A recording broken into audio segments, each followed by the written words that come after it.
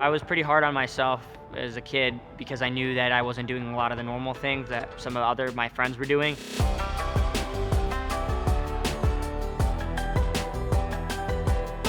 But I knew that it would pay out, and it's like as I saw myself get better and I saw the success in high school, winning state titles, and then going and getting recruited to wrestle in college Division I to Michigan, I got to be able to see how this all paid out, and something to show that I was on the right path to achieving my ultimate goal of a world champion and Olympic champion.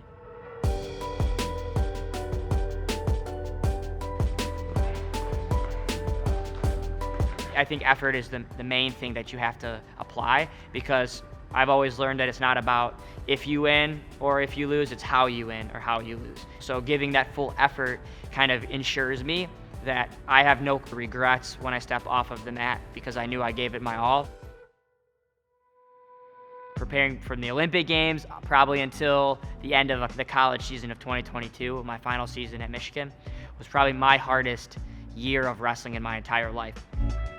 Going to Michigan, being a 3-time All-American, a Big Ten champion, an NCAA runner-up, taking 5th place at the World Championships in 2019, being really close to a medal, to then qualifying for the Olympic Games in Tokyo, all within a really good span. I felt a lot of pressure, a lot of variables with my weight. I felt a lot of stress on myself. And a few weeks before I wrestled in the Olympic Games, I felt myself getting sick. Fast forward to going to Japan, I was eating, sleeping, training so disciplined that I felt like I wasn't affected until I had to make a big weight cut down to the weight. And that morning when I made the weight cut, I don't think I felt worse in my life. Honestly, it was really tough. When I was trying to rehydrate and get my fluids back, nothing was making me feel any better. I felt horrible.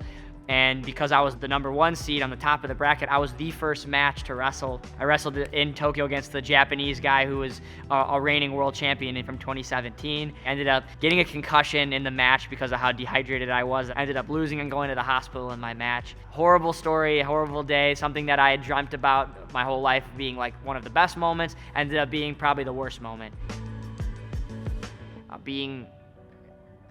It's something where I'm so close to achieving greatness to then feeling like subpar at best, and finishing my Michigan career with losing like the way that I did. It was a hard thing where I think that most people would be mentally checked out, maybe wanting to be done with the sport as a whole.